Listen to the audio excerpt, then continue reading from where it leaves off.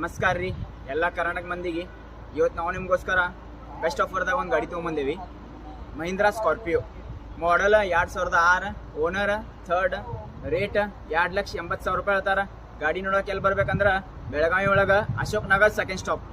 ಒಂದ್ಸಲ ನಮ್ಮ ಆಫೀಸಿಗೆ ಬಂದು ವಿಸಿಟ್ ಮಾಡಿರಿ, ಗಾಡಿ ನೋಡ್ರಿ, ಇಂಟ್ರೆಸ್ಟ್ ಇತ್ತಂದ್ರೆ ನೆಗೋಷಿಯಬಲ್ ಮಾಡ್ಕೊಡ್ತೀವಿ. ಬರ್ರಿ ಗಾಡಿ ಹೆಂಗೈತೆ ಅಂತ ತೋರಿಸ್ತೀನಿ.